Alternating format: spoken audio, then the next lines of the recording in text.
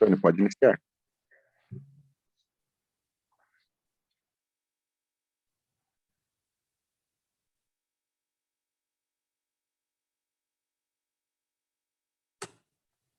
Estamos transmitindo já?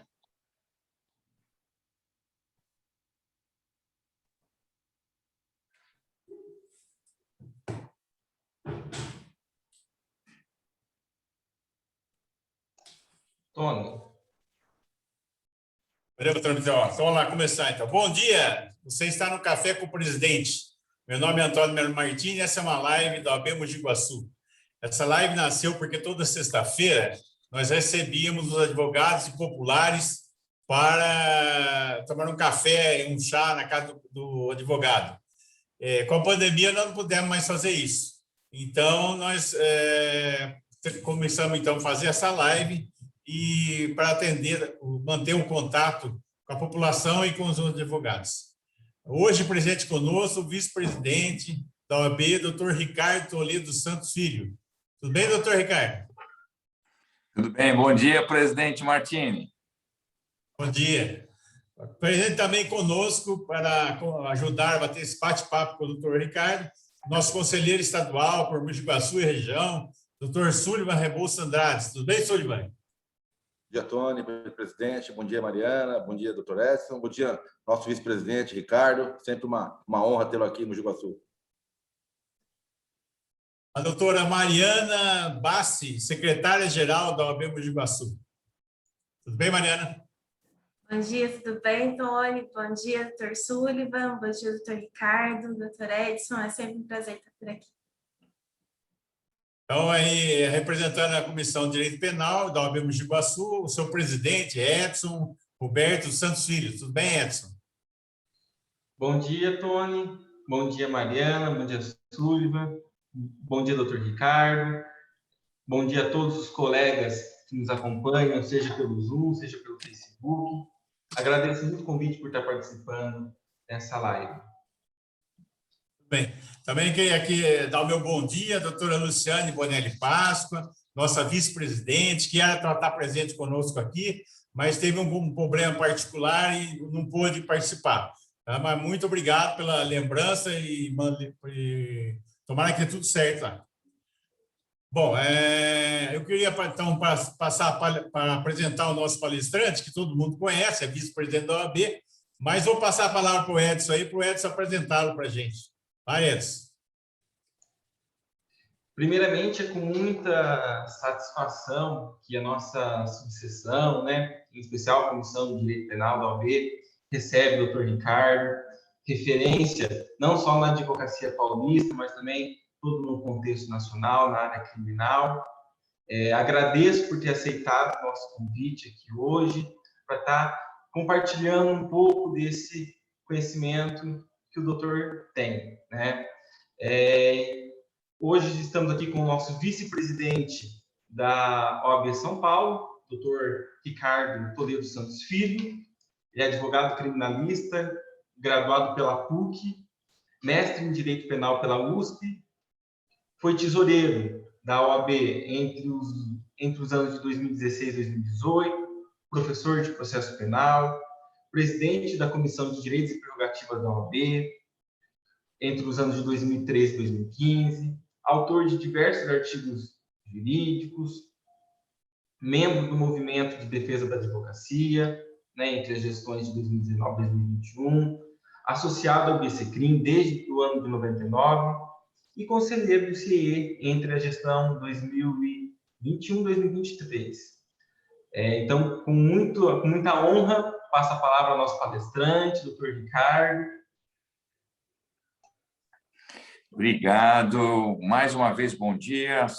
Presidente Martini, grande amigo, muito obrigado pelo convite, a gentileza, vocês sempre muito generosos e carinhosos conosco, então recebam o meu afetuoso abraço, extensível a todos esses meus grandes amigos que aqui estão presentes. Eu acho que a ordem, esse trabalho voluntário, de um lado, que demanda tanto o nosso tempo, ao mesmo tempo traz em contrapartida estas relações de afeição, de amizade, de carinho. Eu estendo, portanto, ao meu querido amigo Sullivan Rebouças Andrade, de longa data. Me recordo de ter conhecido o Sullivan, e você também, Martina, que é uma oportunidade que vocês brigando pela advocacia de Mogi Guaçu, brigando pelas prerrogativas. Me recordo claramente daquele dia em que estivemos na OAB São Paulo, e ao longo do tempo as nossas trajetórias cada vez mais arraigadas e mais unidas em prol dos nossos interesses da advocacia. Afinal de contas, eu tenho certeza que todos que estão aqui têm muito orgulho de ostentar a profissão que exerce, né? Escolhemos uma profissão voltada à defesa da cidadania, à defesa dos direitos das pessoas que nos procuram como a derradeira esperança da obtenção do direito. Então, é algo muito glamuroso, é algo que nos enobrece em demasia, e o Sullivan e o Martínez são essas referências, como a Mariana Bassi, aqui uma saudação, muito bom revê-la, espero que também esteja nesse momento de pandemia, gostaríamos de estar pessoalmente aí tomando um cafezinho com o presidente, vocês que fazem já esse evento tão tradicional, todo mundo já fica acompanhando as sextas-feiras o café com o presidente Martins, divulgando em todos os grupos. A gente sabe quantas pessoas têm trabalhado e trabalhado bem com contribuição do pouco do conhecimento, da vivência, da experiência jurídica. Saúde também, meu querido amigo doutor Edson Roberto. Temos uma homonimia no parte final do nome, Santos Filho, então a gente também tem aí além da nossa ligação com o direito penal, temos aí o nosso sufixo no nosso nome, absolutamente idêntico. Parabéns pelo trabalho. Também transmito a Silvia a minha saudação, meus cumprimentos.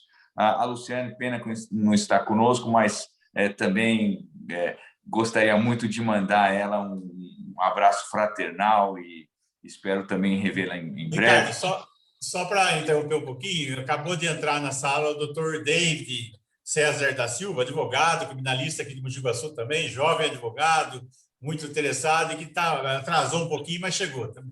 Chegou. E já chega recebendo minha saudação, meus cumprimentos, David. Muito bom, mais um criminalista, é importante. Tem muito previdenciarista, tem muito trabalhista, os criminalistas estão no terceiro, quarto posto. Nós temos que unir as nossas forças contra toda forma de arbítrio, enfim.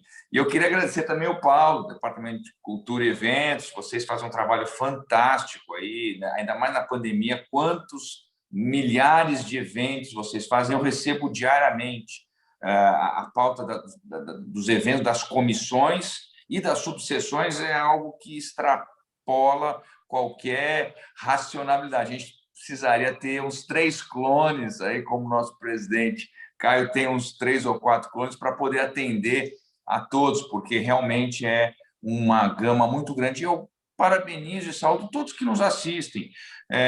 Não que da minha parte, mas vocês estando sempre à disposição desses eventos, de ouvir aquelas pessoas que militam no direito, em todos os ramos, é sempre uma forma de aprendizado, é uma forma de saber. Eu vejo que, quando eu comecei lá atrás, há mais de 30 anos que eu estou trabalhando com o direito penal, o tempo é implacável, eu me lembro que eu conheci grandes nomes do direito penal no ambiente do fórum, em que eles se conversavam, em que eles traçavam as estratégias, compartilhavam informações. E eu acho que nesse momento pandêmico, esse momento em que nós estamos no isolamento social, talvez seja o maior desafio que os gestores de ordem tenham que fazer, que é descobrir como a advocacia pode evitar esse encastelamento, esse isolamento, essa falta de conversas e diálogos e troca de experiências e informações. E eu acho que vocês fazem um caminho correto, presidente Martini, que é através das lives, dos encontros virtuais, desse tipo de bate-papo, de conversa. Eu estou aqui para responder a todos, conversarmos sobre esses temas importantíssimos, fundamentais, atualíssimos, e aqueles que não derem eventualmente tempo, eu estou à disposição nas minhas mídias sociais também, a gente está pelo Facebook, Instagram, eu estou sempre disponível para a gente pensar o direito penal. Hoje a gente trata de um super tema, que, na verdade, ele é tão abrangente, Martini, que eu poderia começar agora e poderíamos terminar no happy hour. Seria um café, almoço ajantarado com happy hour, porque para falar de habeas corpus, para falar de habeas corpus preventivo, ligado com a autoincriminação, com o direito ao silêncio, condução coercitiva e falso testemunho, eu poderia gastar pelo menos 3 horas em cada um dos temas e nós passaremos 15 horas aqui. Até de madrugada nós estaremos aqui tratando sobre isso. Então, eu vou tentar sintetizar, mas de uma forma que permita a unidade da compreensão do tema ou dos temas. E começo pela linha básica de que todos esses temas se hospedam num eixo principal, num eixo que é a diretriz do que nós estamos tratando aqui, que é um direito fundamental do cidadão, de qualquer cidadão deste país, contra atos de arbítrio ou de opressão do Estado. O direito penal surgiu, ao contrário do que algumas pessoas possam imaginar, surgiu para frear a opressão estatal, porque é preciso colocar um limite ao ponto do Estado invadir a nossa esfera privada. E a gente sabe que o Estado ele é muito poderoso. Veja a carga tributária desse país. As pessoas que trabalham, que recebem salários, têm na sua fonte de renda principal uma incidência de imposto de renda dos valores decididos unilateralmente pelo Estado. Então, nós temos, só neste singelo exemplo, percebido como o Estado é capaz de estar presente na vida de todos nós. E quanto maior a presença do Estado, dependendo da situação, mais grave se torna a vivência do cidadão. Nós não temos penas de morte neste país, ao menos oficialmente. Ninguém pode ser condenado à pena de morte. Então, a vida está protegida, está tutelada pela sua proteção na Constituição. E, fora a vida, qual dos nossos bens jurídicos vem na sequência? Eu acredito e acho que a interpretação é correta, que é a liberdade. É a liberdade. A liberdade para que nós possamos escolher e termos as nossas opções de vida. O que nós vamos fazer, com quais relacionamentos nós teremos. Isso implica nas questões profissionais, até questão de saúde, que é importante, questões patrimoniais, todas elas são fundamentais. Todas elas são fundamentais, mas elas estão na liberdade como grande eixo. E os temas que nós estamos tratando aqui são todos relacionados à liberdade. Percebam, nesse período de isolamento social, de restrição, de lockdown, como a liberdade faz falta, mesmo nós estando no ambiente da nossa casa, com os nossos entes queridos, desfrutando a nossa segurança do nosso lar, o aconchego do nosso lar. Percebam quantas pessoas foram impactadas com esgotamento mental, com questões de litígio interno, com problemas econômicos, por o fato de você não exercer a sua liberdade plena, por exigência externa, por fato alheio à sua vontade, como isso acarretou mudanças nas nossas vidas, mudanças drásticas. E veja a condição que estamos colocando, os nossos lares, os nossos familiares, nossos marido, esposa, filhos, pais, e a gente ainda assim foi muito impactado. Então, a questão da liberdade é uma questão que merece sempre a nossa reflexão, a nossa contínua análise, que é milenar. que eu digo que é milenar? Porque nós estamos tratando do habeas corpus, o habeas corpus preventivo. O habeas corpus que é esse instrumento que consagra a possibilidade efetiva da liberdade e que foi concebido há mais de 800 anos, originariamente. Eu, quando era pequeno, jogava muito futebol, o Sullivan também, nosso grande goleiro aí de Iguaçu. Eu sempre joguei muito futebol e eu corria muito, tinha muita raça. E tinha um professor de educação física que me chamava Ricardo Coração de Leão, e me chamava de Ricardo Coração de Leão. Ricardo Coração de Leão é o irmão de João Sem Terra, que foi o que concedeu a Carta Magna de 1215, em que colocou o embrião das liberdades públicas na Inglaterra, 1215, para garantir que qualquer pessoa pudesse ter um instrumento contra atos de excesso do Estado. E ali você já percebe a sociedade evoluída da época, séculos antes do nosso descobrimento, para a gente ver como o Brasil realmente está sempre muito atrasado em relação a muitas questões. Então, há séculos antes do nosso descobrimento formal e oficial, já se discutia na Inglaterra a questão da liberdade pública e de se conceder ao cidadão um instrumento para proteger a sua liberdade, a sua privacidade, que é esculpido na Carta Magna de 1215 para contestar o poder absolutista da época. No Brasil, isto vem à tona séculos depois.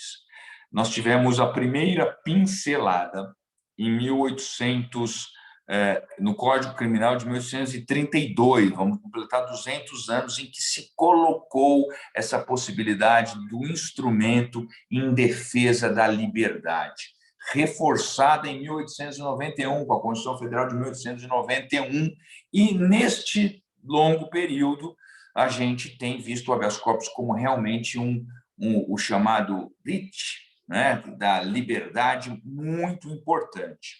E faço só um breve parênteses, embora seja uma página muito triste da nossa história, que tentou ser reavivada recentemente, que o AI-5 foi aquele édito que suprimiu a utilização do habeas corpus, né? Suprimiu a utilização do habeas corpus durante o período da ditadura no Brasil, em que nós não podíamos utilizar este instrumento de liberdade por conta desta supressão. E graças à advocacia, graças aos advogados criminalistas dos anos 70 e 80, que viveram aquela época, que muito obrigado, que até, salvo engano, num evento do Colégio Nacional da Advocacia, que nós tivemos aqui em São Paulo, em 2017, Martins esteve presente, nos anos 70, final dos anos 70, 80, é que se conseguiu, por força da união das advogadas e dos advogados brasileiros, é que o habeas corpus voltasse a vigorar em nosso ordenamento jurídico. O habeas corpus, que muito pouco tempo atrás, meus amigos, teve mais uma sinalização de algumas autoridades no sentido de se trabalhar pela sua restrição. Falo aqui, claramente, dos procuradores da Lava Jato, que fizeram aquela sugestão de pacote das 10 medidas anticrime, pacote das 10 medidas, e que venderam muito bem. Não foi aprovado o pacote, aquelas das 10 medidas, mas aí você percebe muitas vezes como a embalagem em algumas situações é mais bonita do que o conteúdo, porque eles chamaram os atores globais, chamaram personalidades conhecidas, que eram os porta-vozes daquelas medidas. E dentre aquelas medidas, pasmem, tínhamos a restrição ao uso do habeas corpus. E nós tínhamos a admissão da prova ilícita por tortura. Naquele projeto encaminhado à população como sedutor discurso de se acabar com a corrupção, Quem não quer acabar com a corrupção? Todo mundo quer acabar com a corrupção. Chamando atores globais, dizendo quer acabar com a corrupção, aprove as 10 medidas. E ali tinha essa possibilidade, inclusive, do uso da tortura, porque a prova ilícita era admitida neste projeto, neste pacote. Felizmente, foi coartado e nada disso avançou. Mas nós temos o habeas corpus como um instrumento máximo, sagrado de defensor ou de garantidor das liberdades. E ele pode se dar em 2 momentos. Esses momentos são divididos pela consumação ou não do ato coator emitido pela autoridade, pela coerção, pela coação, pela intimidação. Se ele acontece, o habeas corpus, de ser impetrado após o ato coator já concretizado, por exemplo, quando o juiz já mandou prender, você impetra um habeas corpus, portanto, posterior ao ato da autoridade, é o chamado habeas corpus liberatório. Mas pode acontecer de alguns casos de, antes dessa ameaça se concretizar, se consumar, de se impetrar um habeas corpus chamado preventivo, que é o que nós estamos tratando aqui. O habeas corpus preventivo, que quer prevenir que a coação aconteça. E a advocacia criminal maneja muito o habeas corpus liberatório, sim. Nós vemos os tribunais superiores com um número bastante elevado de habeas corpus, por conta do número elevado de prisões, por exemplo, que acontecem no Brasil. Em regra, e como principal mote, o habeas corpus busca garantir a liberdade de locomoção, a liberdade de ir e vir. Mas ela pode ser mais ampla, que eu já vou tratar na sequência. Mas nós temos o habeas corpus liberatório e o preventivo. E o preventivo não tem sido tão usado. Eu uso algumas vezes, eu já impetrei alguns habeas corpus preventivo, que, caso concedido, na verdade, o juiz emite uma ordem chamada salvo-conduto. Então, por exemplo, situações em que a gente usa o habeas corpus preventivo. Inquérito policial. O delegado quer indiciar o seu cliente. E quando a gente, advogado, vai lá na delegacia, o delegado fala, não, eu vou indiciar. O que a gente faz? Eu, geralmente, faço uma petição, nos termos de uma portaria da corregedoria, para que o delegado informe e esclareça os motivos pelos quais ele quer indiciar o meu cliente. Porque aí, nós, da advocacia criminal, nós temos que ter uma documentação, nós temos que ter uma prova. E aí, geralmente, ele fala, vou indiciar por conta disso, disso e daquilo. Eu pego aquela prova material, que nós ainda precisamos dessas provas materiais como fonte primordial de prova para comprovações, e, a partir dela, eu impetro um habeas corpus preventivo pedindo que o suspeito seja ouvido, mas sem um indiciamento. Você está evitando que se consume um ato demeritório contra alguém para que não aconteça, não se consume o constrangimento. Né? Isto tem sido utilizado com muita frequência. Queremos apresentar ao cliente para ele ser ouvido em declarações, sem indiciamento. O habeas corpus preventivo tem sido um instrumento bastante importante. Tem alguma outra situação que eu também tenho utilizado em certa feita. Por exemplo, quando a gente acompanha um inquérito e o Ministério Público ou o delegado pede a prisão preventiva. Pede a prisão preventiva. O juiz não decretou ainda.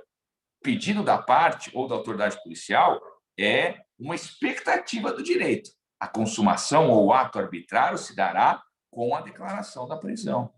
Muitas vezes, nesses casos, antes do habeas corpus preventivo, eu já atravesso uma petição fundamentando para os motivos pelos quais não se deve decretar a preventiva, já é direto com o juiz. Esta forma, embora seja através de petição, em que eu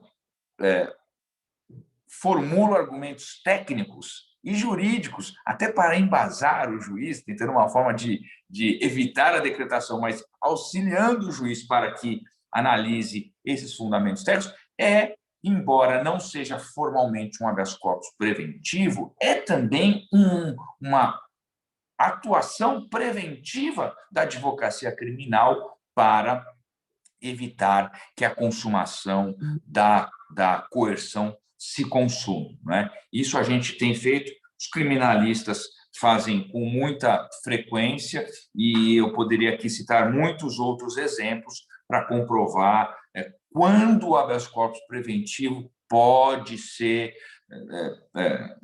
instrumentalizado ou não. Tá? Enfim, este é um primeiro momento.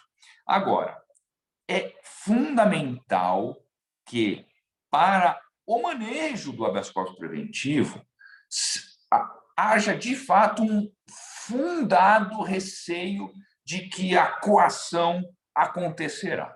É necessário, minimamente, se comprovar que é contundente a situação de coerção que está na iminência de ocorrer, a ponto de levar à adoção deste ato de habeas corpus preventivo, porque, senão, correrá o advogado, a advogada, o risco do HC sequer ser conhecido. E, quando isso acontece, ao invés de ser uma providência benéfica ao constituinte que você representa, pode ensejar, contrariamente, um estímulo para que o juiz de primeiro grau possa efetivamente adotar aquele ato de coação, uma vez que o tribunal ou a autoridade superiora não conheceu daquele habeas corpus, ou seja, lavou as mãos ou se esquivou de atender o pleito da advocacia. Então, cada situação, cada caso precisa ser muito bem sopesada para ver se o critério pode ser efetivamente optado pela via do HC preventivo. Isso também se refere em relação, muitas vezes, caro presidente Martini, quando estamos falando da autoincriminação. Porque a autoincriminação, como eu disse no início, ele está naquele eixo que eu disse do direito fundamental ao silêncio, que é um direito muito amplo, é um direito consagrado mundialmente. Nós temos a Declaração dos Direitos dos Homens, nós temos a Declaração da Convenção Interamericana de Direitos, nós temos todos os países do mundo, nós temos essa proteção individual daquele eixo que eu falei no início, para que não haja uma autoincriminação. Aqui, e eu sempre dou esses exemplos, antes de entrar na ordem, eu tenho saudades do tempo em que também dava aula, mas a ordem, vocês sabem muito bem, consome tanto tempo que a gente acaba tendo que abrir mão de algumas coisas, renunciar a algumas atividades, porque senão é impossível dar conta de tudo. E eu deixei, portanto, de dar aula, mas quando eu tratava desse tema, eu sempre gostava de fazer analogias, seja com futebol, que eu acho que as pessoas compreendem muito bem, seja com eventos do dia a dia. E eu sempre mostrei esse direito universal da incriminação ao silêncio, baseado, por exemplo, em filmes norte-americanos. Quantas e quantas vezes nós já assistimos filmes em que o policial, na abordagem primeira ao suspeito, diz: você está preso, tal, tudo que o senhor falar poderá ser usado contra você no tribunal. Portanto, é a mensagem formal da autoridade dizendo que o que for dito será levado.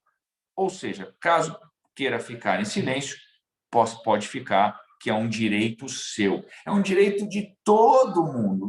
Nos países mais desenvolvidos, nos países civilizados, nos países democráticos, querida Mariana, é verificado, é observado o direito universal do silêncio, de não se auto-incriminar, né?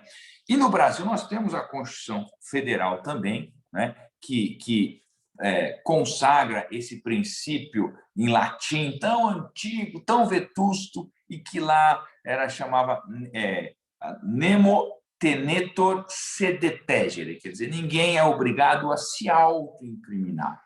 E a Constituição Federal de 1988, chamada de Constituição Cidadã, ela protege e escancara este princípio no seu artigo 5º, inciso 53 da Constituição Federal, claramente assegurando ao preso o direito ao silêncio e, veja bem, a possibilidade de constituir um advogado.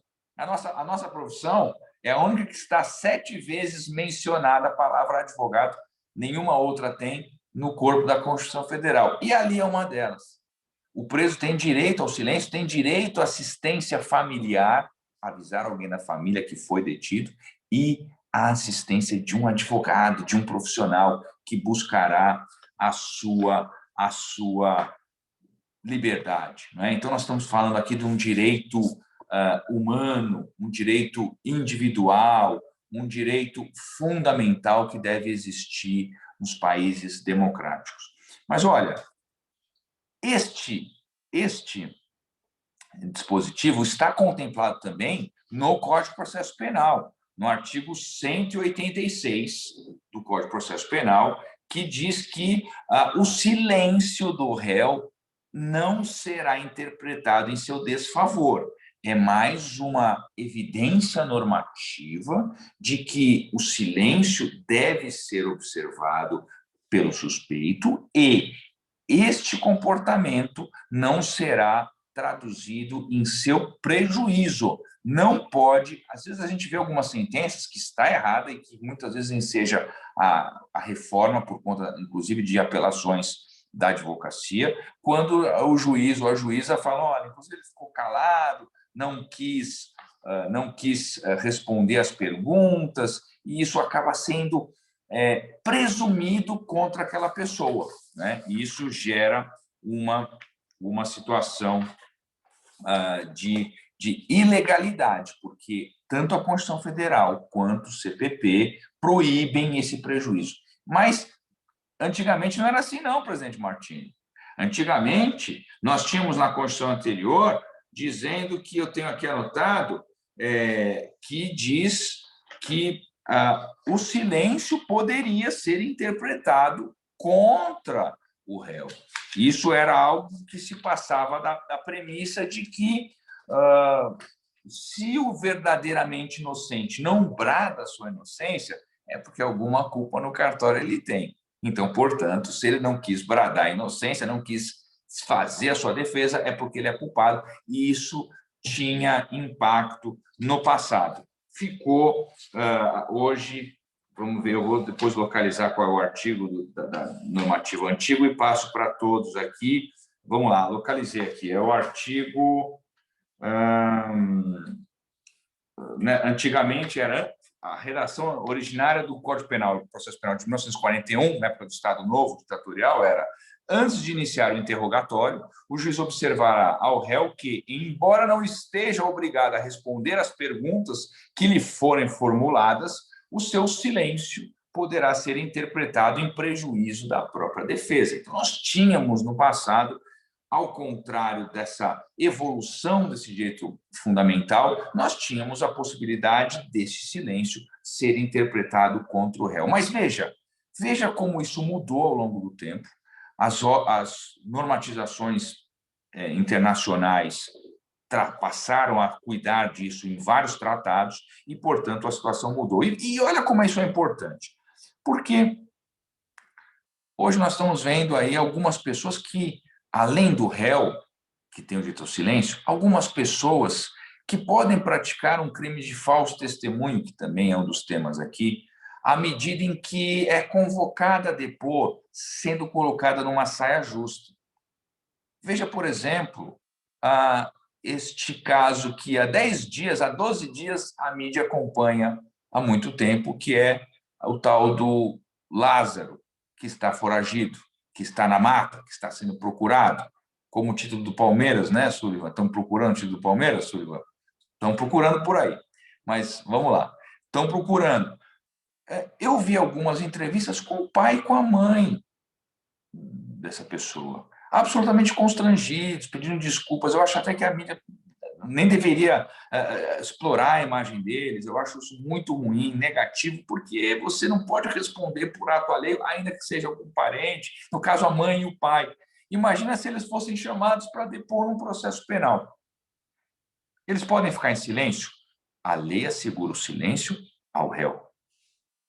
Mas, ao mesmo tempo, e ciente dessas situações que pode haver um constrangimento dessa tal natureza, a própria lei, o artigo 203 do CPP, coloca que certas pessoas são proibidas de depor, inclusive os familiares do réu, que é justamente para proteger também aquelas pessoas que, por alguma razão, não gostariam de depor, não poderiam depor, inclusive nós, enquanto advogados. Imagine se nós pudéssemos prestar depoimento a algum criminalista aqui de um caso famoso, ou caso de repercussão, deixa a defesa, aí vem o Ministério Público e fala, vamos ouvir o advogado que abandonou a causa, porque o cliente pode ter confessado a ele. Isso é proibido, porque isso é imoral, isto é algo que afronta a razoabilidade, de modo que algumas pessoas são proibidas a depor, garantindo de forma oblíqua, de forma indireta, o direito ao silêncio. Passando da pessoa do réu, que é um direito dele, mas também alcançando outras pessoas. E aqui eu abro um parênteses para a gente refletir um pouco sobre a modernidade. Por que que isso acontece? Tem um lastro histórico. Antigamente, e talvez aqui os mais antigos, eu com certeza me lembro muito bem, que quando você aprende o direito processual penal, os meus professores diziam que a rainha das provas é a confissão. A rainha das provas no processo penal é a confissão. Quantas vezes eu ouvi isso? Muita literatura escreve isso. A gente se esquece que, às vezes, a confissão pode ser decorrente de um ato de tortura, de um ato de excesso, de um ato de arbítrio. Mas prevalecia esse entendimento, que é um entendimento secular. Durante a Inquisição, por isso que a gente fala muito sobre a questão, o método, o sistema inquisitório do inquérito policial, hoje mitigado para um sistema contraditório reduzido, mas não mais o sistema inquisitório. Por que se usava essa interpretação? Porque era algo opressor do Estado. No passado, quando se tinha a Inquisição, você tinha algo que não se permitia o exercício pleno da defesa, e mais, os atos de abuso e de excesso eram tamanhos que isso gerava uma redução do direito de cada cidadão. Hoje, a cidadania é compreendida de uma forma muito mais ampla.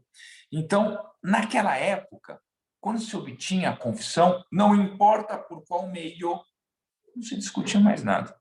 A confissão era considerada como a prova máxima. E ali vem, ao longo dos anos, isso acontecia.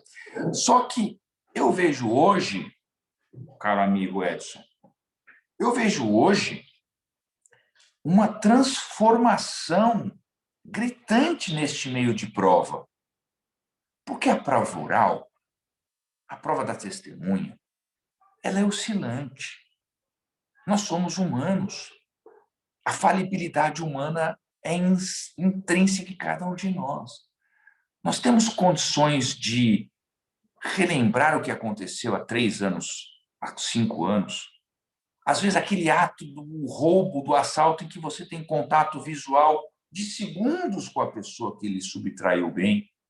Você teria condições de, 1 ano depois, identificar aquela pessoa que você viu por 30 segundos, às vezes à noite? Isso gera, veja, não má fé por parte da vítima, mas gera reconhecimentos distorcidos. O próprio STJ, esta semana, veja a atualidade do tema, eu parabenizo o Guaçu mais uma vez por escolher temas tão importantes e tão atuais. Esta semana o STJ voltou a sedimentar o entendimento de que não se reconhece valor no reconhecimento feito pela vítima tempos depois, fora das regras do CPP. E aqui onde está a mudança que a gente percebe, presidente Martini? Nós temos hoje meios digitais. Hoje tudo é gravado. Hoje tudo é rastreável. Ah, foi essa pessoa? Qual é o celular dela? Onde eu consigo, através do celular dela, verificar a estação rádio base em que ela esteve. Eu consigo ver se aquela pessoa esteve nas mediações, se passou, por exemplo, um cartão de crédito, pagou um cartão de débito, foi comprar uma água num posto de gasolina com cartão, é rastreável o local pelas estações rádio base. Você tem filmagens em todos os tipos, em todos os ambientes. Existe uma... Outro dia eu estava vendo uma entrevista de uma pessoa aqui na capital, dizendo que quando ele sai da casa dele ao trabalho, que são 3 quilômetros, ele passa por 52 câmeras de televisão, sejam públicas, sejam em ambiente privado. Tudo é filmado. Hoje tudo é imagem. Hoje qualquer pessoa tira uma foto, consegue fazer uma filmagem em questão de 1 segundo, porque o seu celular dispõe de um aplicativo que possa comprovar algo que anteriormente não se tinha. Então, se antigamente se priorizava a palavra do ser humano, seja para absolver, seja para incriminar, hoje eu vejo um deslocamento do principal meio de prova para esses métodos mais exatos, mais objetivos, mais seguros, que decorrem das mídias digitais, das câmeras, das filmagens, das estações radiobásicas, ou seja, da tecnologia moderna. Então, eu acho que isso... Bom, basta ver os meus queridos amigos e amigas que aqui militam no Dia de Família, como é que se fazia o reconhecimento de paternidade antigamente. Hoje é o DNA. Qual é o percentual de acerto do DNA? 99,99999. Alguém vai contestar um DNA? Ninguém contesta. Mas antigamente, antes do advento do DNA, a gente tinha que fazer a prova por testemunha. Ó, ele era namorado dela. Eles, assim, eu testemunhei, eles namoravam, eles saíam. Você tinha que produzir por testemunho, que sempre é algo flexível e, como eu disse, falível.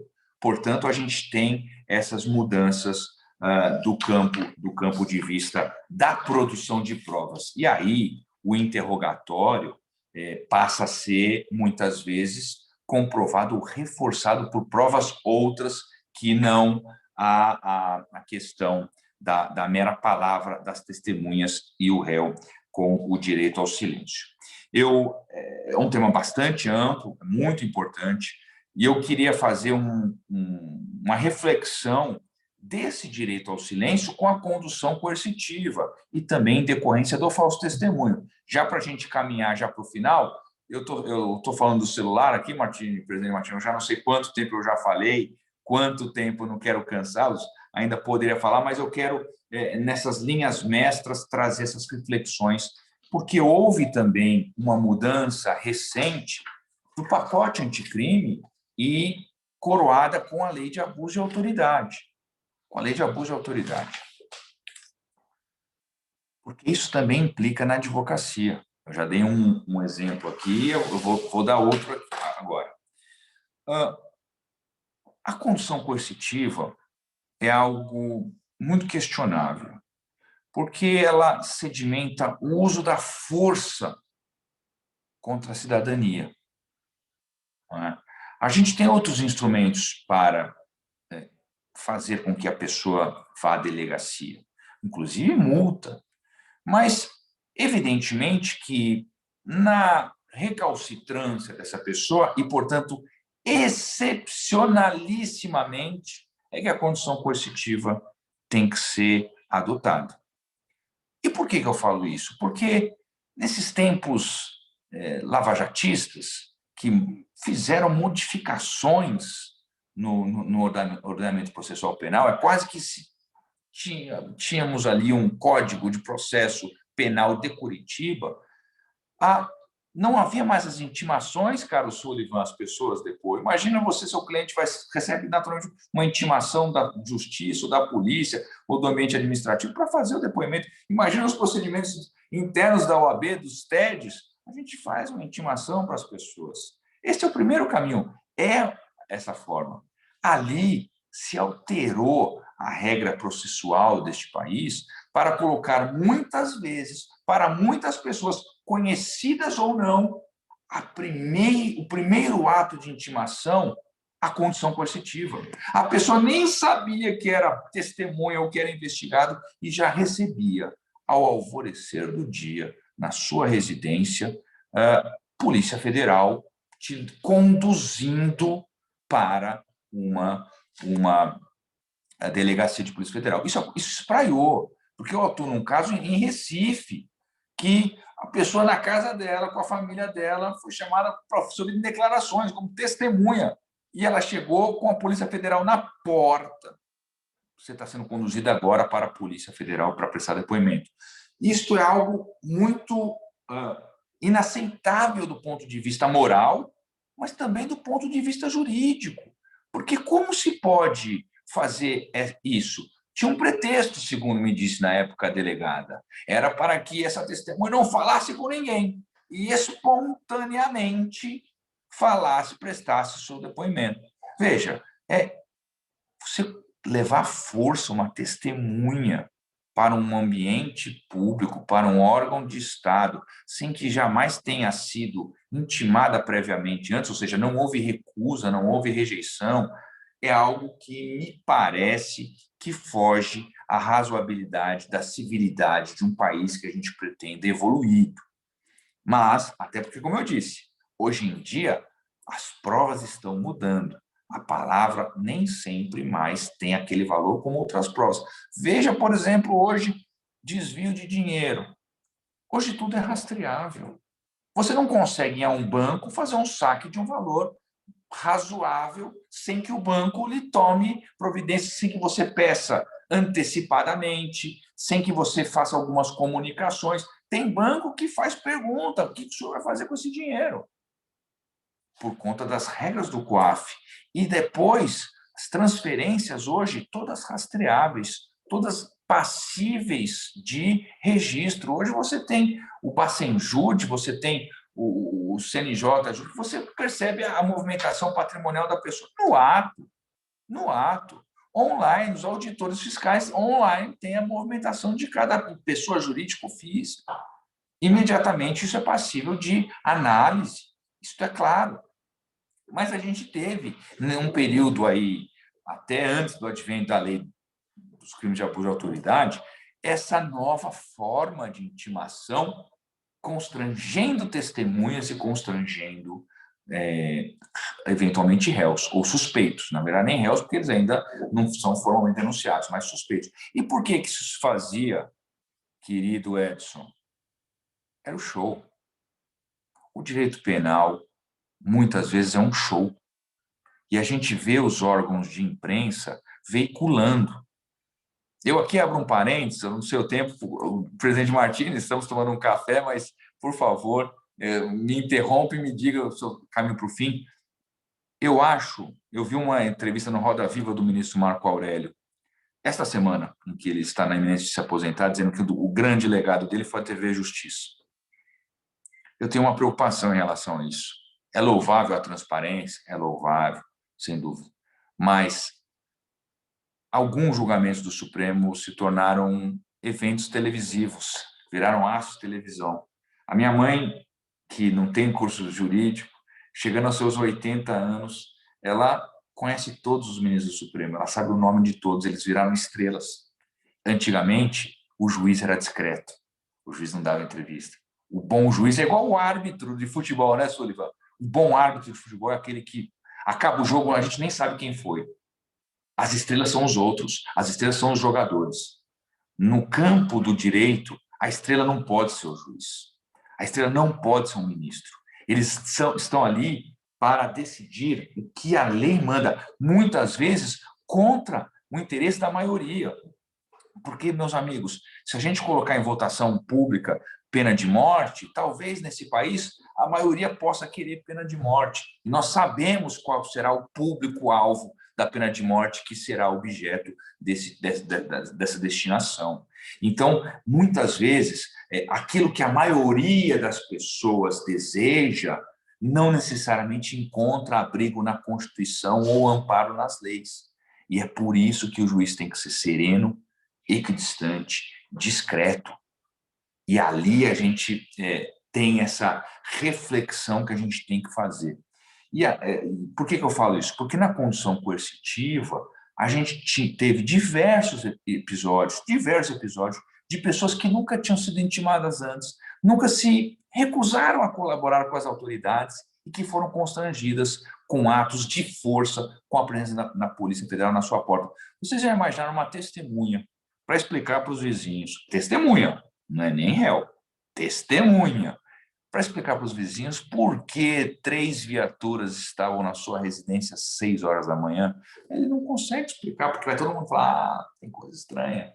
A dignidade dessa pessoa, que é testemunha, que não é acusado, que não é investigado, acaba sendo colocada em erro. E hoje a gente tem, do ser humano, muitas vezes essa superficialidade na conclusão dos julgamentos. A gente julga de cara, a gente julga sem conhecer.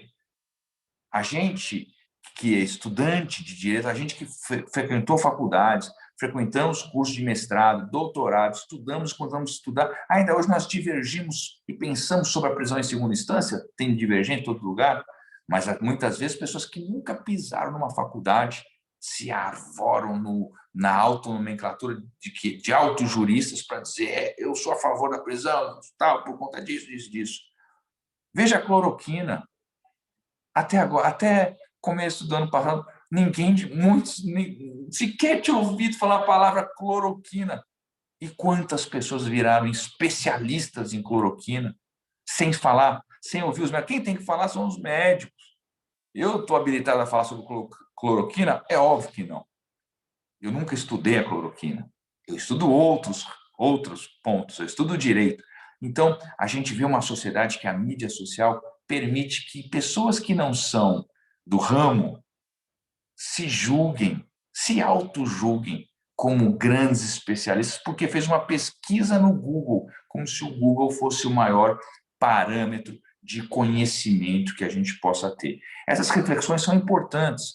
Por que eu digo isso? Porque a gente da advocacia criminal, às vezes a gente tem que assumir uma posição contra-majoritária para dizer não pode haver intimidação de suspeito ou de testemunha com a condução coercitiva de imediato. É um instrumento de exceção, só no caso do não comparecimento reiterado daquela pessoa à autoridade policial ou à autoridade judicial. Ponto final. E é isso que vem a lei de abuso de autoridade, agora de 2020, tipificar o crime bem específico, bem objetivo, que é o artigo 10 da lei de abuso, decretar a condução dos crimes, né, que estão relatados. O artigo 10, decretar a condução coercitiva de testemunha ou investigado manifestamente descabida ou sem prévia intimação de comparecimento ao juízo. É óbvio. Eu não posso nunca acusar alguém, pô, você nunca foi na minha casa, eu não convidei. Ou quando eu vou, eu trago a força. Isso é da dignidade da pessoa humana. E aí vem a lei dos crimes de abuso de autoridade, regulamentar essa questão, que me parece que foi bem encaminhada. Resta saber se as autoridades do Ministério Público, de fato, darão sequência a responsabilizações desses agentes que violam essa conduta colocada. E termino com, para não demorar muito, falando um pouco do falso testemunho em relação a isso. A gente sabe que o falso testemunho não pode ser aplicado ao réu. O réu tem o direito de mentir, que está escorado dentro daquele grande direito da dignidade da pessoa humana, que é de não se autoincriminar. Se ele pode evitar a sua autoincriminação, ele pode mentir, não é? Evidentemente. Não é? Isso acontece dentro porque ele nega. Por exemplo, o jeito de mentir, você matou aquela pessoa? Não. Se a pessoa não for você que matou? Não. Ele não está usando silêncio, mas ele está, segundo o eventual processo e provas, negando a verdade. Porque tem 10 testemunhas, tem filmagem, tá? Não fui eu. Tem gente que nega quando ainda que seja óbvio. O direito assegura isso. Isto é passível para o réu, não para a testemunha. A testemunha, esta sim, tem a obrigação de falar a verdade. Esta sim tem uma responsabilização sob a possibilidade da responder com uma consequência, com um desdobramento, que é um processo crime. E aqui eu quero chamar um pouco a atenção da advocacia, né? Da advocacia. Porque a minha porta de entrada na ordem foi a comissão de prerrogativas, defendendo colegas. E nós precisamos ter muita atenção nos nossos colegas advogados, porque, às vezes, uma testemunha, vocês sabem bem, em juízo, às vezes apertada pelas perguntas bem elaboradas pela parte contrária, acaba sendo desmascarada ou percebe-se que há alguma tentativa de beneficiar a parte A ou B, e muitas vezes no aperto, o senhor está mentindo e tal, falar, o advogado que mandou. É muito comum, pessoal, eu chamo atenção para isso, para a gente ter essa cautela sempre, muito comum haver como porta cômoda de se esquivar da responsabilidade de jogar a culpa em terceira pessoa. E muitas vezes o advogado que mandou. Então, eu sempre recomendo para os mais jovens evitar contato com testemunha, porque já teve situação em que eu defendi um colega exatamente assim, e quando nós fomos na audiência, eu já representando pela comissão de prerrogativas, a gente fez diversas perguntas detalhadas que desmascaram o que ele fala. Foi o colega que me orientou a mentir?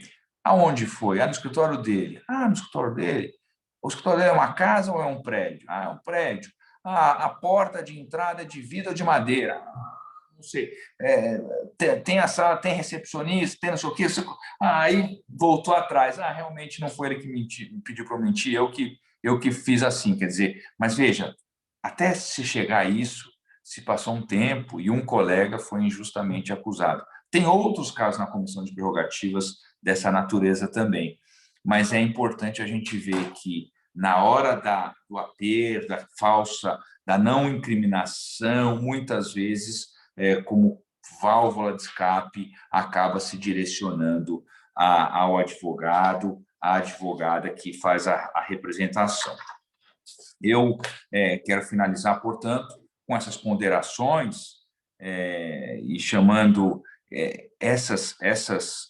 esses movimentos aí de autodefesa, de habeas corpus preventivo, como eixo de um direito fundamental, que é a liberdade. E a nossa missão, enquanto advogada, é representar criminalmente aquele que é o destinatário de uma decisão judicial, ainda que a causa seja impopular, ainda que a gente seja não tão bem compreendido pela sociedade, e é isso que faz com que seja nobre a nossa profissão, não apenas naquelas causas mais cômodas de exercício da defesa, mas também em outras que muitas vezes nos custam o nosso sono e nos custam a nossa paciência, porque exercer a advocacia é um sacerdócio que o dia a dia, o cotidiano de PJEs da vida também fazem com que a gente tenha sempre uma paciência a maior. Então, fazendo um breve apanhado sobre esses temas e sobre as liberdades públicas aqui tratadas, queria agradecer muito o convite e fico aqui à disposição para eventuais perguntas. Obrigado. Bom, eu queria dar os parabéns, Ricardo, falar que você foi excelente a sua palestra e falar que a gente, quando te escuta, né? Eu estava escutando você, a clareza das suas ideias, e quando você fala, eu lembrei daquela vez que nós fomos assistindo um desagravo seu aqui em Amparo, né? Foi eu, o Sullivan. Lembra, Sullivan? E foi maravilhoso, você fez um desagravo maravilhoso. Pedreira, toda vez que eu te escuto, eu lembro disso. Né? Acho que foi em Pedreira, né? Pedreira, Pedreira do Luciano, né? E na cidade do Luciano. Foi maravilhoso e a gente vê a clareza das suas ideias, dispor das suas ideias. Parabéns. Obrigado. Nós fizemos um aí muito, muito importante também, Mogi. Também foi. É muito importante. Não, teve o outro, né? Foi aqui. E da Silvana Dimitrov também. A questão lá da entrada. Silvana Dimitrov, isso aí foi importantíssimo. Importantíssimo, ali foi muito importante, uma reação muito importante que vocês tiveram lá, muito, muito salutar a coragem que vocês tiveram, foi muito importante mesmo. E às vezes, aberta a pergunta, Edson, você pergunta aí? Viu, Tony? Daquele fato para frente, mudou tantas coisas que o fórum hoje, não porque a pandemia agora dificultou, mas daquele fato da Silvana Dimitrov, Mogi Guaçu nunca mais teve a questão da entrada nos fóruns proibida. Aquele fato mudou a relação da advocacia aqui com os juízes daqui da cidade. Você vê como é que é importante, né? Do respeito dos juízes com os advogados, né? Até hoje eles têm receio, né, de fazer alguma coisa que aborde os advogados, porque tem chumbo de troca, né? É isso aí. Você tem pergunta ou não? Tenho sim, Tony. Primeiramente, gostaria de dar os parabéns para o doutor Ricardo, excelente palestra, né? Extremamente didática, né? A gente consegue perceber que o doutor Ricardo tem esse cerne de professor mesmo, né? Mas quando o doutor falou sobre o direito do silêncio, né? O doutor fez um link entre a legislação passada e o que se encontra em vigor hoje, né? A gente consegue perceber essa transição entre um sistema inquisitorial para o sistema acusatório hoje. Durante essa pandemia, né, a gente teve muito mais acesso a acompanhar a audiência de colegas, né? E, vez ou outra, tem um desentendimento entre juiz, advogado, sobre o direito ao silêncio parcial, né? Que o réu só responde aquilo que ele acha que é interessante para a sua defesa. Eu queria saber, doutor Ricardo, como o doutor Ricardo enxerga hoje essa transição entre o sistema inquisitorial e o acusatório? Vamos lá, eu acho que é um avanço, mas ainda encontra resistência, sobretudo, por exemplo, no Ministério Público, alguns magistrados que ainda não conseguem compreender a dimensão da relevância da defesa propriamente dita. A gente sabe que em qualquer lugar, querido Edson, em qualquer lugar, quando a gente, se a gente está no nosso ambiente de trabalho, na nossa família, se eu falo para minha esposa, vamos fazer isso hoje, ela fala, ok, beleza, está tranquilo. Você fala, não quero fazer isso, quero fazer outra coisa. Já faz uma oposição, você fala, mas será que é isso? Às vezes cuidar, por exemplo, a orientação à criança, vou colocar na escola A, e a esposa fala, não quero. Você fala, você tem resistência, isso acontece em casos de ex-marido, ex-mulher, aí surgem litígios gigantescos. Quando você tem alguém que você faz uma oposição, faz uma resistência, tudo é mais difícil. Tudo é mais difícil.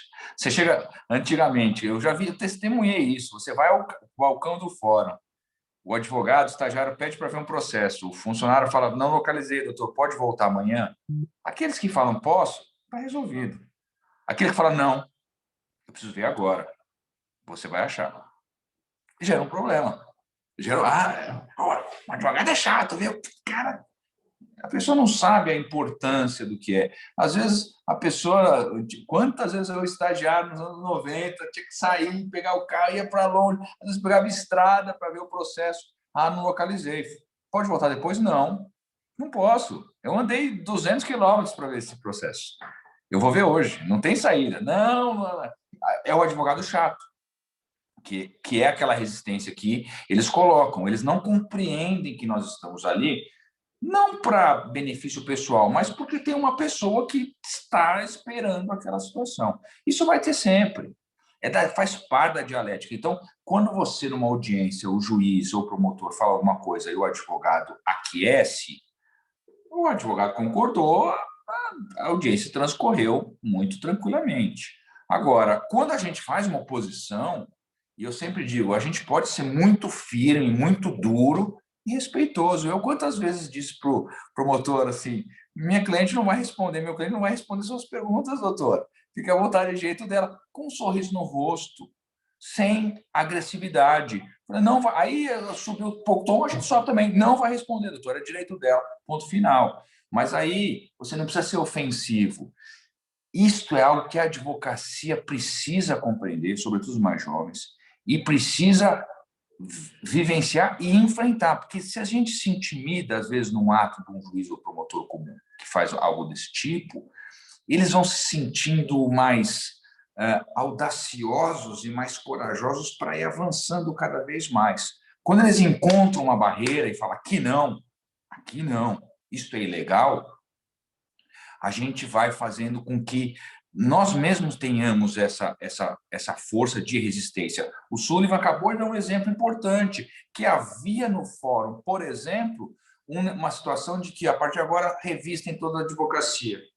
Se houvesse o comodismo dos gestores, e vocês aí são os grandes comandantes, se houvesse um comodismo, tudo bem, ia passar, como disse o ex-ministro Salles, ia passar como boiada. Passou, entuchamos goela abaixo e a advocacia não resistiu. Ali foi muito importante porque a advocacia disse não, isto não vai acontecer. E desde aquele episódio, a partir de um caso isolado, de uma advogada muito combativa, abraçada pela diretoria e pela advocacia de Iguaçu, aquilo acabou e, como o Sullivan disse, foi um divisor. E eu acho que a gente tem que fazer isso. A gente faz audiência todos os dias, toda semana, e nós encontramos juízes muito mais cordatos, muito mais ciosos da compreensão da atividade da defesa, mas nós vamos encontrar juízes promotores que não querem saber, querem passar por cima. São para esses que a gente tem que dizer que o sistema inquisitório acabou, que é o sistema acusatório, que eu não sei qual foi o concurso que ele prestou, mas, enfim, tem que aprender que é o sistema acusatório. E, muitas vezes, Edson, o aprendizado dessas autoridades vem com lições pedagógicas, vem com representações na corregedoria, vem com representações do próprio Ministério por abuso de autoridade. E eu acho que uma advocacia corajosa e independente é absolutamente indispensável para fazer valer o respeito que nós deve ser dispensados a nós. Eu, quando estava no primeiro ano do direito, muito antes de pensar em OAB, em prerrogativa, estava no primeiro ano, me lembro da lição de Rudolf von Ehring, na luta pelo direito, que ele diz: aquele que anda se arrastando não pode reclamar se for pisado. É mais ou menos isso. Quando a gente se encurva, quando a gente se acanha, quando a gente não enfrenta o momento que exige da advocacia esta firmeza, a gente cai, a gente se reduz, a gente se rebaixa, e isso é muito ruim. Por isso que esses encontros nossos são sempre importantes para a gente defender esses pontos e a advocacia buscar pelo sistema acusatório e a ampla defesa, que é algo ainda muito compreendido, muito mal compreendido. Eu acho que a gente tem muito a evoluir em muitos campos ainda, e no campo de direito penal, muito mais ainda. Obrigado, doutor. Alguém tem mais uma pergunta? No Face aqui também não tem? Bom, então, queria agradecer que... Só queria... Pode falar. Alguns representantes de comissões que estão nos acompanhando aqui, né? Queria agradecer a participação da doutora Lidiane Mazzoni, que é da Comissão de Direito Médico, da doutora Silvânia Filipim, que é a nossa diretora adjunta, doutor Rodolfo de Oliveira, que é o presidente da nossa Comissão de Direitos Humanos, o doutor Felipe Boimarran, que é o nosso presidente da Comissão de Diversidade Sexual, e eu queria agradecer essa palestra, doutor Ricardo, que foi maravilhosa, é uma honra ter o doutor. Já encontrei o senhor ontem online na Regional de Prerrogativas, estou muito feliz de encontrar hoje de novo. E, doutor, as liberdades públicas, elas são inerentes aí ao conceito de dignidade da pessoa humana, né? O senhor pode, o que o nosso sistema poderia fazer para evoluir um pouco mais nesses direitos da liberdade, nas liberdades públicas, né? O que o senhor acha que poderia ser feito para evoluir um pouco mais nisso? Eu acho que tem muita coisa. A primeira que a gente tem que fazer imediatamente, é a mudança da orientação dos juízes e tribunais civilistas em relação a casos em que delegado, promotor, juiz manda prender alguém e essa pessoa vem a ser absolvida. É inaceitável, num país civilizado, que se pretenda civilizado, em que se prendeu uma pessoa durante anos e ela vem a ser absolvida a posteriori, diga que não há dano civil a ser reparado, que não há indenização a ser reparada. Isto é esculachar a democracia desse país. A pessoa que passou presa preventivamente por ordem de alguém representando o Estado e, ao final, se comprovou a sua inocência, precisa ser indenizada. Isso é a primeira coisa. Primeira modificação. É inacreditável, e isso me deixa muito indignado, que até hoje você vê pessoas presas injustamente e o juiz civil, não, isso aí acontece, foi equívoco. Este entendimento precisa ser sepultado nesse país. O Estado tem que pagar pelo dano que causou, pelos seus agentes. É a primeira coisa, porque eu já queria ir para o segundo passo, que é responsabilizar os agentes que decretaram essas custódias ao longo do tempo para que eles fossem solidariamente colocados nisso. Mas eu compreendo que há muita dificuldade e para isso tem que ter a má-fé. Nós temos um caso que é conhecido só na história democrática desse país, que é o caso da escola base, em que o delegado foi responsabilizado. É pouco, é pouco, é pouco. O que tem que haver de imediato é, ainda que não sejam os agentes públicos, mas o Estado tem que pagar, sim, indenização a essas pessoas que tiveram a sua liberdade restrita, porque não há preço para isso, mas isso é a primeira coisa que tem que ser feito, Mariana, a primeira coisa. Então, se a gente começa essa movimentação em relação a isso, eu acho que faz com que se reflita com muito mais cautela a possibilidade de se decretar prisões. Acho que o direito penal ainda tem que evoluir muito também. Tem alguns avanços, aí você vê que a mudança do pacote anticrime traz o artigo 316 do CPP com a obrigação de, a cada 90 dias, o juiz avaliar a necessidade ou não da manutenção da prisão. Eu acho algo positivo, mas eu vejo o TJ de São Paulo atrasado nesse ponto, porque o TJ teria que, a cada 90 dias, se alguém está preso numa apelação, também examinar. E eles lavam as mãos, dizendo isso aí vale para primeiro grau. Eu conheço casos de presos que estão mais tempo aguardando o julgamento da apelação do que o tempo que durou a ação penal. E o tribunal lavando as mãos em relação à obrigação de reexaminar a necessidade da custódia a cada 90 dias. Isso precisa ser avançado também, precisa ser evoluído. Eu acho que nós temos muita coisa a avançar. A política criminal e penitenciária precisa ser reestruturada. Eu gosto muito de ver como os americanos, não a doutrina americana, nada disso, mas eu gosto de ver como os americanos, os norte-americanos, usam os índices estatísticos para evoluir. Eu acho que a gente tinha que olhar as nossas prisões, olhar os índices estatísticos, olhar 40% de presos provisórios.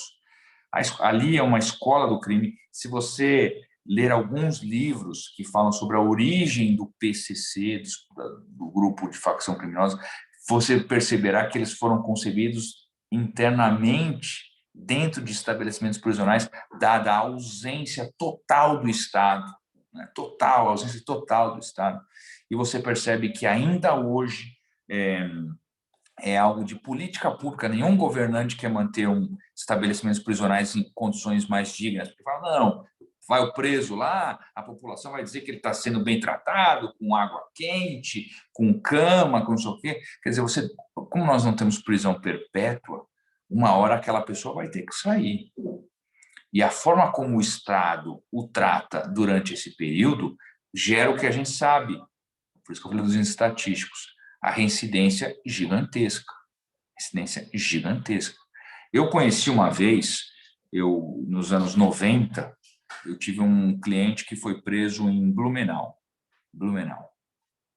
Naquela época, a gente tinha ainda muitas pessoas presas e tinha muita rebelião, e tinha muita fuga de preso. Hoje ainda existe, mas um número bem menor. E ali era um presídio modelo. E eu fui conversar com o diretor. E você precisa ver a forma como o diretor tratava os detentos. E ele, assim, eram benefícios que existiam aos detentos que trabalhavam, conseguia todos ali ocupados, ninguém ocioso para pensar em bobagem. E eles tinham uns acordos em que, por exemplo, cada semana que não tivesse rebelião, naquela época, 95, 90, muita rebelião, eles davam um prêmio que as esposas dos detentos poderiam pernoitar lá nos presídios. Então, os presos casados seguravam os jovens, mas ninguém vai fazer nada aqui, cara. Ninguém vai fazer nada aqui. E era um presídio modelo limpo, todo mundo trabalhando semiaberto fora. Eles tinham contas. Você chegava, a família deixava lá R$100, eles tinham os cálculos. O que você quer? Chegava o preço que você quer comprar. Eu vou comprar para você na mercearia. Você quer chocolate, você quer tal, com contas, com centavos batendo, assim, respeitando a dignidade.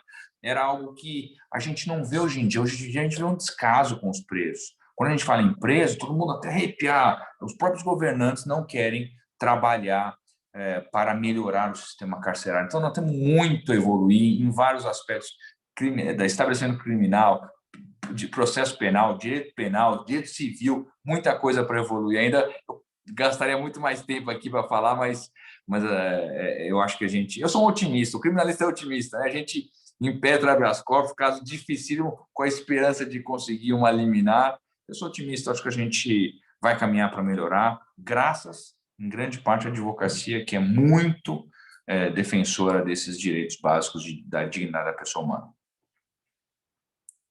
Alguém mais, gente, fazer pergunta? Bom, então não havendo mais pergunta, doutor, eu queria agradecer a sua disponibilidade para nós aqui. O doutor Davi está tentando fazer a pergunta, só que a gente não está ouvindo ele. Não estamos ouvindo. Aí no chat.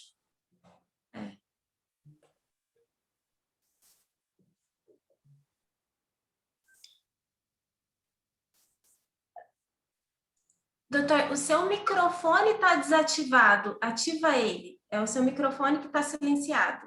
É de silenciar. Isso.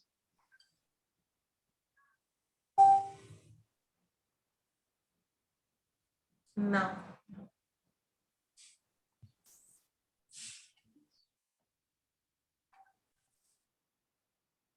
Bom, enquanto ele faz a pergunta lá, eu queria registrar a presença aqui da nossa secretária-geral adjunta, a doutora Renata Mandarim.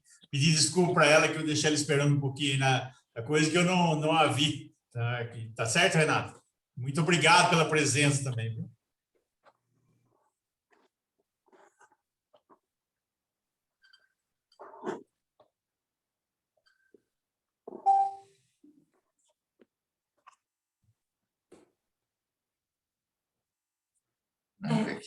A gente também tem uma pergunta no chat, doutor Ângelo. Você chegou a ver aí, doutor Ângelo Calmazinho? Não vi, deixa eu ver aqui, né? Deixa eu ver se eu localizo. Ele perguntou se a pandemia pode realmente cercear o direito de ir e vir. Olha, eu acho que a pandemia, ela cerceou, evidentemente, a gente teve muitas cidades com lockdown, né? Muitas situações de cerceamento, mas aí nós temos que ver a questão excepcional do estado pandêmico que todos vivemos.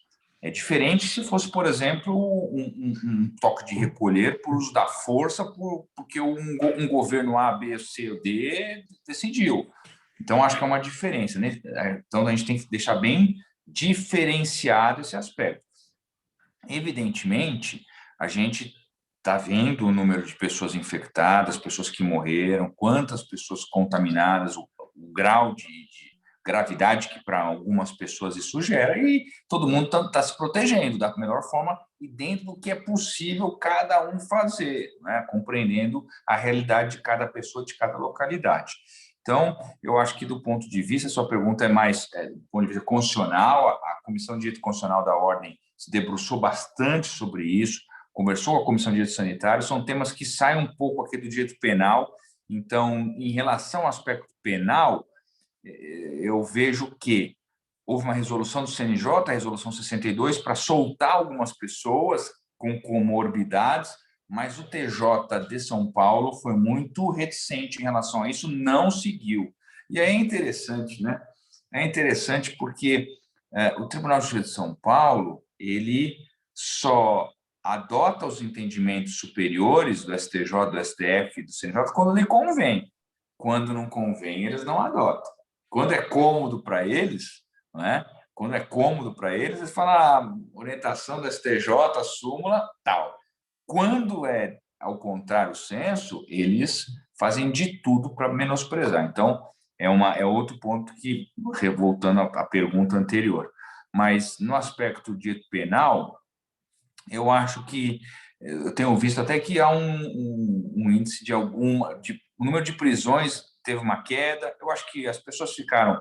É interessante isso, porque, estatisticamente, a gente percebeu que houve uma redução de alguns crimes clássicos, houve uma redução, né, roubo aqui em São Paulo, que tem muito, uma redução na criminalidade como um todo, as pessoas ficaram mais recolhidas, não saíram tanto às ruas, claro, mas, em contrapartida, nós tivemos o aumento exagerado em outra parte da criminalidade. Roubo de carga, porque as estradas ficaram mais vazias e ficou, portanto, mais fácil a possibilidade desse tipo de roubo. Violência doméstica. As pessoas estão em casa, um ambiente de casa, muitas vezes, um cômodo, 2 cômodos, muita gente, sem dinheiro, sem trabalho, gerou nervosismo, gerou violência doméstica. Os crimes digitais se multiplicaram, todo mundo preocupado com o negócio de, olha, pega o celular de um, conseguiu a conta do outro, hackeou não sei o que, o Zap aqui, está pedindo dinheiro do outro. Isso aumentou consideravelmente. Então, a pandemia fez com que, na quesitação de crimes, alguns crimes tiveram um índice de redução bastante significativos, mas, em contrapartida, outros, os índices de majoração foram muito elevados. Eu acho que está pronta aqui a pergunta. Deixa eu ver.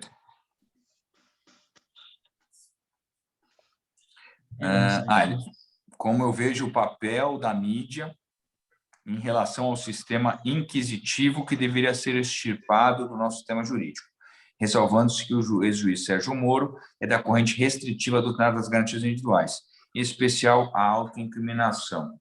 Eu acho que a mídia ela tem um papel com si própria em grande parte das vezes, sobretudo aqueles programas à tarde, espetaculosos, em que se exploram a tragédia humana, né? Ali eles não estão, e nem é papel delas nesses palcos, da direita contraditória, ampla defesa, são banalidades para eles, quando, na verdade, nós sabemos da relevância que é. Então, acho que a mídia tem um papel, sim, muito relevante. Eu acho que a mídia deveria refletir um pouco a sua atuação em relação a isso, porque a mídia ela noticia a prisão com muito barulho. Mas, quando, anos depois, às vezes pode ser uma sentença favorável àquele que foi preso, não há mais menção alguma. Não há mais menção alguma, porque isso não vende. O que vende é o espetáculo, é a prisão show, é a execração pública. Isso vende. Eu vi aqui a revista Veja, as 10 capas de maior vendagem, todas elas se referem a tragédias. Todas. Parece que o ser humano tem uma certa atração por notícias dessa natureza. Parece que a curiosidade fica aguçada com relação a esse tipo de situação, né? Então, a gente acaba sendo, muitas vezes, no subconscientemente, direcionados para aquilo. Então, a mídia tem um papel muito importante. Ao mesmo tempo, a mídia tem cumprido o seu papel para a defesa. Essa semana mesmo eu acabei mandando um artigo para o Estadão que era sobre o crime de bagatela, fazendo uma crítica e chamando a reflexão dos magistrados sobre o crime de bagatela, em razão daquele caso que o STJ julgou um furto de R$4. Quer dizer, até que ponto uma autoridade vai ver era alimento? Quer dizer, até que ponto a gente não vai perceber que passar fome nesse país muitas vezes pode causar a eclosão de atos de extremada irresponsabilidade. Mas a gente tem visto as pessoas passando fome. Quem leu Os Miseráveis, de Victor Hugo, sabe que Jean Valjean passou 19 anos preso e a origem da prisão é um furto famélico, é furto de pão para alimentar os seus filhos. E passou 19 anos preso. Então, a lição de cidadania, de humanidade que isso retrata é algo que precisa ser lido por todos, e, sobretudo, por nós da advocacia.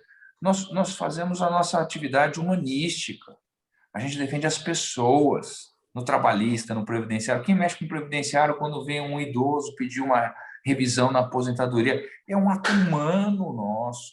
E a gente tem que ter essa missão de passar para a mídia, passar para as autoridades públicas, que não é só um papel, que não é só, agora tem mais papel, que é um processo digital. Atrás daquele pleito tem um ser humano, tem uma família. E eu acho que isso é o que nos erige a condição dessa mais bela das profissões, que é da advocacia. Porque esse caráter humanitário que a gente tem é algo que nos marca, e nos marca profundamente. Quando a gente consegue a obtenção do direito daquele que está ao nosso lado, a gente tem uma satisfação pessoal pela sentença, pela conquista, mas a pessoa que é a parte, é o destinatário do pronunciamento jurisdicional, sabe com muito mais amplitude o quão relevante aquilo tem na vida diária. Então, eu acho que a mídia tem que ter esse papel, e quem milita no direito criminal sabe que quando você tem um processo que caminha regularmente e outro que é alvo de matérias na imprensa, sempre há um tratamento distinto, um tratamento diferenciado, que a mídia também pressiona, acua magistrados, deixa aquele desembargador, muitas vezes o ministro, sem coragem para dar uma decisão que seja diferente do que espera a punição da sociedade. Então, isso também é um papel que precisa ser revisto e reexaminado. Ok, gente, nós estamos no adiantado da hora aqui, então eu queria agradecer ao doutor Ricardo, né, pela paciência de vir até aqui, agradecer muito as suas palavras, a sua palestra, foi muito gratificante, uma aula de direito penal aí para todos nós, né? E foi muito requisitada e muito assistida aqui, tá ok? Muito obrigado. Queria lembrar a todos aqui que na próxima terça-feira, dia 29/6, às 19 horas, nós teremos aí, então, uma palestra de Direito Médico, 23 anos da Lei do Plano de Saúde, pelo doutor Leonardo Nogueira. E na próxima sexta-feira, do Café Presidente, nós teremos aí o direito do trabalho rural, né? A aplicação da reforma trabalhista no direito do trabalho rural. Será ministrado pela doutora Janaína Martini, famosa advogada trabalhista de Mogi Guaçu. Então, convido a todos vocês para se assistirem, e muito obrigado, doutor Ricardo, de novo. Doutor Sullivan, obrigado pela presença. Nossos diretores, obrigado pela presença, e um bom fim de semana para todos. Obrigado, Tony. Abraço, Ricardo. Tchau. Obrigado mais uma vez. Abraço para todos. Bom fim de semana. Renata, Mariana, David. Obrigado. Abraço a todos. Bom dia a todos. Bom dia. Tchau.